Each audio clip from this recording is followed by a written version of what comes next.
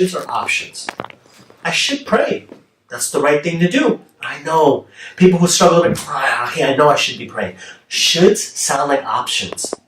Until that should doesn't become a must, it won't work. It won't work. Nothing. Until you should have your nikah done, until that should have a nikah, until that doesn't change the way I must have my nikah done, you're going to be in the same situation for the rest of your life. Because your should didn't become a must. And to change, someone might be now ask you, now how do I change the should to a must? Until you don't change your standards that you hold yourself to.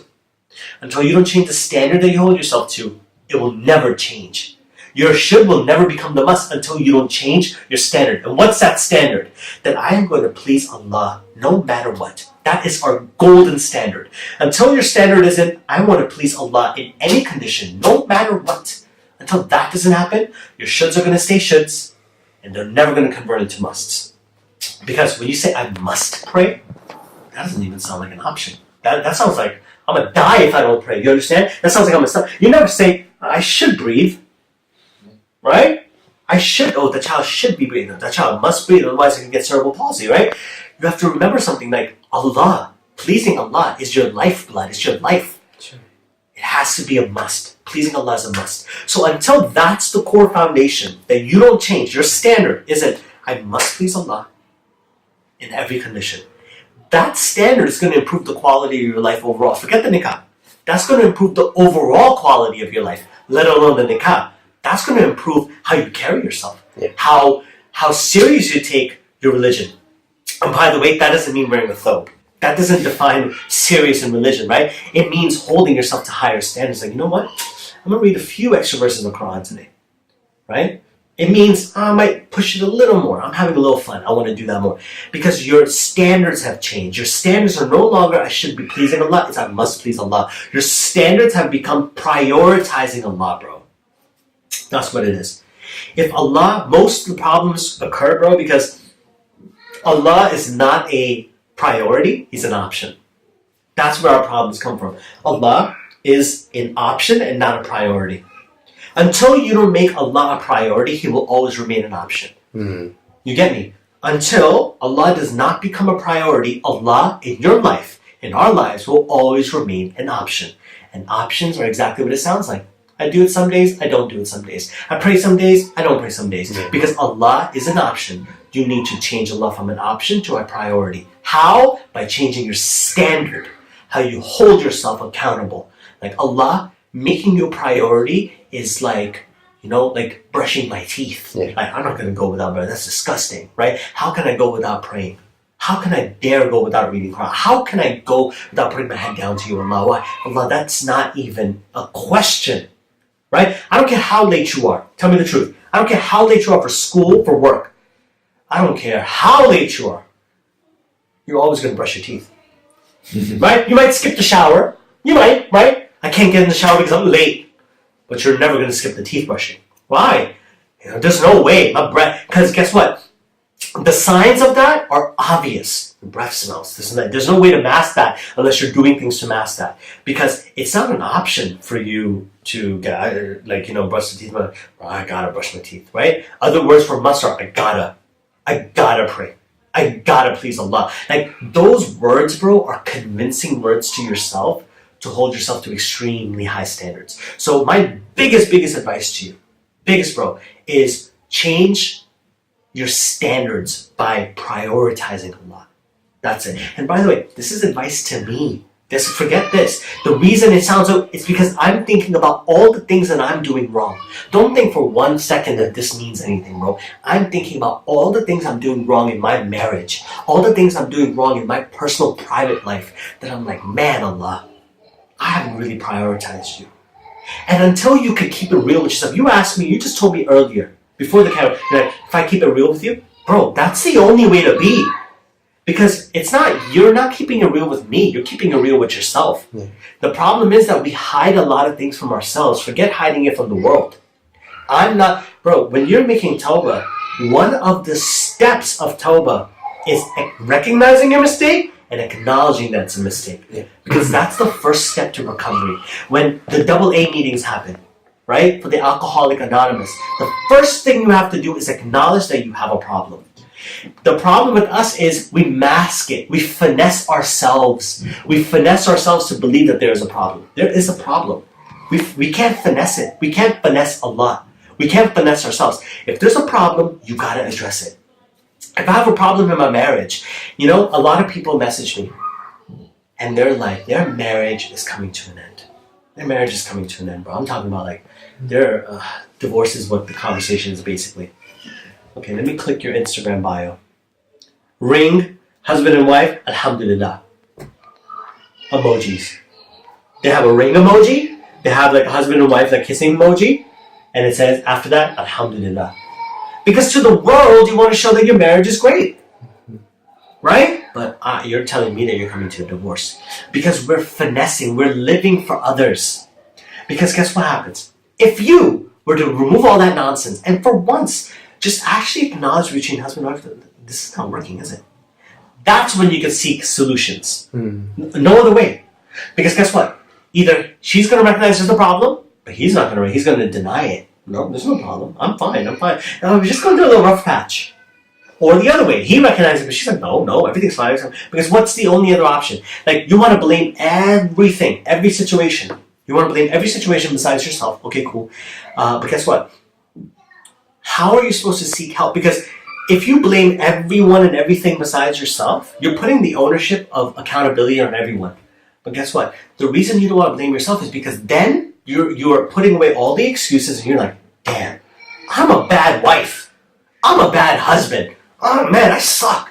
Because you don't want to admit that. You want to blame, it's the work, it's the friends, it's this. But you don't want to hold yourself and be like, I'm actually not showing them a lot of time. You know what? I'm actually not doing sweet things for her. I'm not romantic with her anymore. Because that requires a level of deep reflection. And that requires you to keep it 100 with yourself. Because yeah, you might want to keep it 100 with me, but I want to ask you, are you keeping it 100 with yourself? A lot of times people aren't keeping it 100, let alone me, they're not keeping it 100 with themselves. If you're not keeping it 100 with yourself, you're not keeping it 100 with Allah. But Allah's always keeping it 100 with you. He's a latif. He is subtle, He's aware. He's always keeping it 100 with you. But you're not keeping it 100 with yourself, and you're not keeping it 100 with Allah. You gotta keep it 100 with Allah. You gotta keep it 100 with yourself, you gotta keep it 100 with Allah. You can't. You understand what I'm saying? You gotta keep it real with yourself. Whatever your shortcomings are, stop BSing, stop thinking that, you don't want people to know.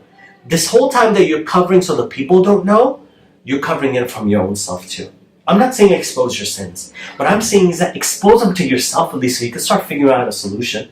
Expose them to yourself at least that, I do have a problem. And I'm going to address the problem, and I'm going to make it a mission to eradicate this problem. But you got to keep it 100 with Allah. You got to keep it 100 with yourself. Otherwise, you're never going to solve the problem. Got to keep it 100 with yourself. But that comes from only believing that there is a problem, caring that there's a problem, caring that if you please Allah or not. And that comes back to your standards. It all comes back to your standards, right? How willing are you to change your standards from shoulds to musts? So the biggest advice that I can give you, myself, whoever watches this, is change the standard. Improve your life by changing all of your shoulds into musts. Everything becomes, it's not I should be praying, I should be pleasing. Everything is I gotta, I must, right? I gotta please Allah, I must do it correctly. Otherwise, dude, we gave this Friday promotion and doubt letters for students in 8th grade, meaning you might not graduate. You might have to go to summer school. Okay. I have a student who comes to me. Student's just like, Mr. SQ, I want to know, is there any extra work I could do? I said, why? She said, because I got this letter. I said, okay, well, what's the problem? She's like, my grade in math last year on the state test was not good. So because of that, I got the letter. I said, well, did you know that your grade wasn't good? She was like, yeah. So I said, what took you so long to come to me then? You knew it from the beginning. She's like, yeah. I said, then why are you coming to me in February? Why didn't you come to me in September? She's like, because I got this paper. I said, what does this paper mean? Forget the paper for a second. Forget it. Hold yourself to higher standards. She said, forget the paper. Let's suppose you never got a paper. Why are you satisfied being where you are? Why are we satisfied with what level we're on? I don't care what car you drive. I don't care if you got the brand new 2019 BMW 3 Series. You're going to drive it, but then you're going to be like, how do I get the 5 series? True. How do I get the 7 series? Right? How do I upgrade? Everything in life, we're like, how do I upgrade? I mean, my phone sucks, right? I'm thinking, man, how do I get this iPhone XS? Right? We're all thinking about upgrading. Yet in our relationship with Allah, we're not concerned about upgrading. Yet with our grades, we're not concerned about upgrading. Why is that? And I'm not talking about perfection and be like, I want to get magna cum laude and the 90s. I don't care about that. I'm talking about if you're at a B, are you happy with that B? Not because, like when you come home in our cultures where you show the kids the report card to the parents, they're like, oh, you only got an 89 over here. You've only got a 91 and you should be doing better. Why should you do better? Why? You got to acknowledge that. So I'm telling the student, like, why did it take a piece of paper to make you feel like you need to do better? What about those times when you didn't do your homework? Why are you satisfied with that? Why are you satisfied with being mediocre? Why are you satisfied with being average? Why is that? Allah has made us khalifas. Allah subhanahu wa ta'ala tells us that He placed us on this earth as khalifas. Leaders. The leaders. Why are we so satisfied being mediocre, average followers? Why are we so satisfied? I'm not saying one of the best leaders are the best followers. They listen, they're good listeners. I'm not saying that. We're all followers of the Messenger sallallahu alaihi wasallam, but we're also all leaders in our own way. Somehow you're a leader, somehow, some way, right? In whatever circumstance, whether that's work, whether that's at a job, whether it's at school, you're a leader some way, somehow. Why are we so satisfied being average? I'm telling her, bro. I'm just like, why did that paper cause you to wake up? You knew that you weren't doing well in math. Why did that happen? So it ended in me saying, well, first start doing your homework before I can give you anything extra. Fulfill the obligatory before you start thinking about those sunnahs. Of those nafils, right? People who are struggling with prayers, what's the biggest advice I could give you? People get so overwhelmed with prayer. Like, oh my God, for Isha, it's, 2 sunnah, 4 fard, and 4 sunnah, and then they get so overwhelmed. Like, oh my God, it's going to take me 15 minutes to pray that. Well, why don't you first perfect the obligatory fard and then upgrade your salah? Why don't you get the fard down packed and then add more beauty to it by adding the sunnah? Then add more beauty. Once you perfect the sunnah, then add the nafil. Add things to it. So if a person's struggling to pray right now, my biggest advice is focus on the fard, master the fard, then add a sunnah. Add the quality, improve it. Master the sunnah, then add. If you overwhelm yourself, what's going to happen? You're going to choke. You're going to choke. You don't have that spiritual endurance. You don't have that spiritual stamina. Build it. Build that spiritual stamina. Build that spiritual endurance. Any other way, it just won't work. Simple as that. That makes sense, right? Yes. Build the spiritual stamina. Build those muscles, the spiritual muscles. Build it. Work at it. Work at it. Work at it. But that comes with the standard. It comes with, it means something to you. Pleasing Allah means something to you. That makes sense, right? I hope so. I need that video. That's gonna be sick. I'm gonna use that for my Instagram thing. I'm gonna take that off of you before we leave here. I'm gonna have my laptop inshallah and all too. I think we're past 20, right? Sure. I think it's time for Maghrib anyways, right? Assalamu alaikum.